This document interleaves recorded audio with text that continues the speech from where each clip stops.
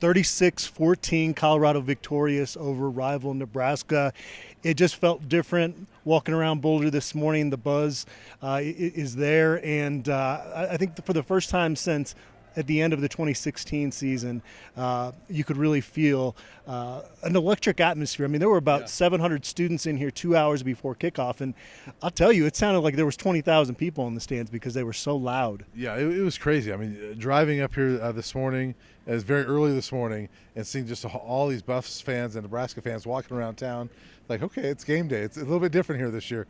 And then, as soon as they opened the gates, I mean, there was a flood of students that ran in, and I mean, they were loud from the start, and you love to see it. I mean, this crowd is known for being sort of late arriving. They were not late arriving today. They were eager to go. I mean, that whole student section, I think, was filled about an hour before the game. And they came and brought it, and they brought the energy. The team matched it. It was a little slow start, with the offense especially, but the team matched it and got out and come out and got one of their biggest wins ever against Nebraska. Now, Nebraska doesn't have a very good offense. I think it's pretty clear through two games. It's going to be tough for them. Jeff Sims was horrible until he got hurt, and that didn't look great in the game. But still, you got to give kudos to Charles Kelly and that defense because they overall struggled last week against a good TCU offense. And this week they were flying around, making a lot of plays, 4 takeaways in the football game. So a monster effort. Yeah, and for sure, some of those mistakes by Nebraska were self-inflicted. I mean, they had some bad snaps that CU was able to pounce on them, but give credit for CU for being there to pounce on them. Cameron Silman-Craig had a great interception. Came out of it just seemed like he was a receiver on that one. He had a great interception, but they were flying around. I mean, 0 tackles for loss last week. And I was telling you, I was looking up stats. I went all the way back to 2001 and had not found another game with 0 tackles for loss. They had a bunch of them today, and it started with Jordan Dominic, Taj Alston. Both those guys were in there quite a bit. I mean, there were several guys that played really well. And, you got to credit Charles Kelly and that defense because they didn't look great last week, but they came back and got the job done and really won this football game. The offense got it going late, but they won this football game, I think. And Juwan Mitchell flashed early in this football game, and I'd imagine that he's going to be a starter going forward because he looked good out there, and that's a big boost to that group. I think if you were going to pick a position, maybe you would have taken a defensive lineman, but he's been a big boost for that linebackers group, and it's impressive. Obviously he had the issue at Arizona State, but he came in here and learned the playbook in this defense very quickly. Yeah, and I think it was it Coach Hart that was telling us a couple weeks ago that with him, there's a lot of what CU does that he was doing at Tennessee. So there was kind of a smooth transition. So, but clearly, when they brought him in, it was a little surprising to me because I thought, man, they really liked Demoy Kennedy, they liked Levonta Bentley, but they clearly saw something there. Those guys have struggled a little bit, and they saw something with Juwan Mitchell, like, hey, we can bring this guy in right away. There's a reason he led Texas in tackles in 2020 and why he had 40-some tackles last year. He's a good football player, and he's going to help that defense going forward. Offensively, Xavier Weaver, the big star today with 170 receiving yards. And Shedeur Sanders doesn't even have a great football game, and he goes for almost 400 yards passing. It's pretty incredible the amount of talent he has at that quarterback position and has over 900 yards passing through 2 weeks. And he's firmly in the Heisman discussion at this point. I know it's only 2 weeks in, but what Shedeur Sanders has done through 2 weeks is pretty incredible, and he can get better, which is a scary thing. Yeah, I think it's 903 yards, 6 touchdowns, no picks. He ran for a score today, and again, like you and I were sitting next to each other, and kind of like early on, it's like he's just not sharp today. He just doesn't have it.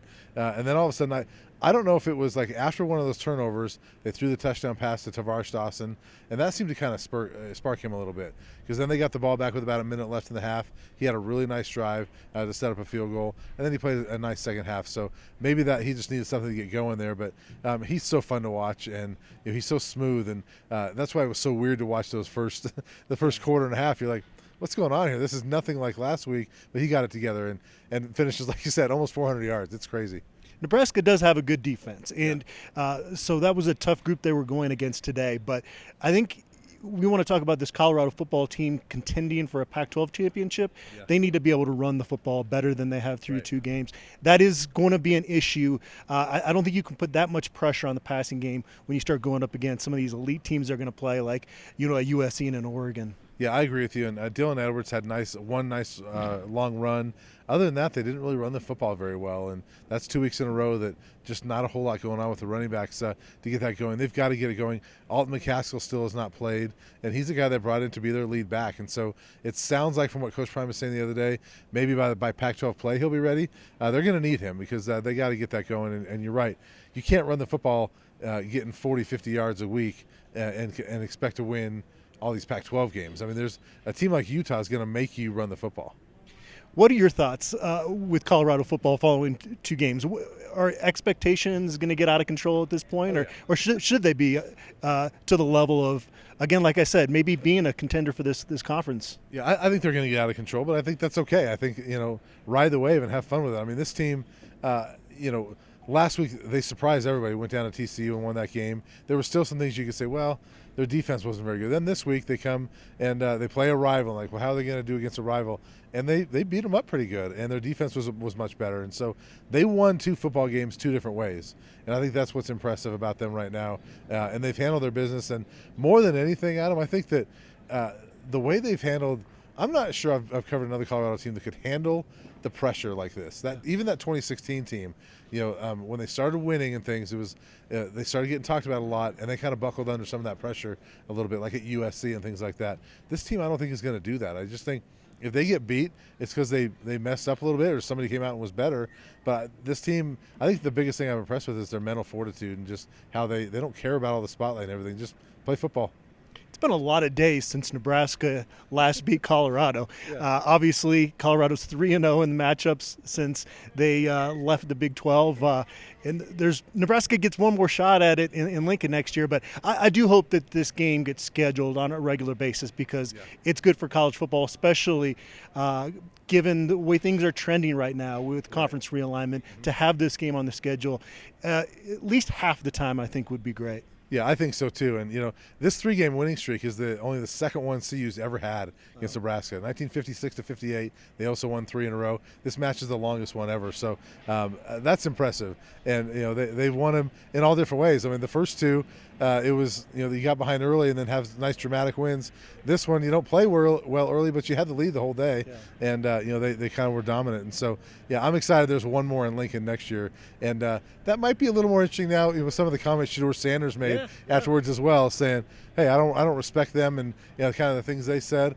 That'll be interesting next year, but that's a long time for now. We got to focus on CSU.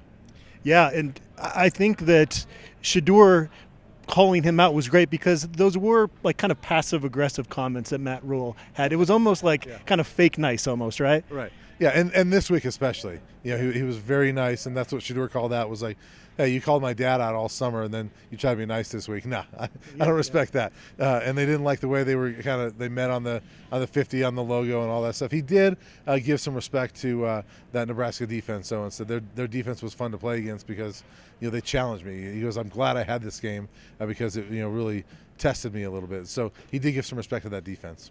I tweeted this out last week. It feels like we're living in a movie around here, doesn't it? It just this doesn't seem like real life. Down the set right now, It does feel like a movie. All right, Colorado improves to 2-0. We'll be back with more analysis this coming week with CSU up next.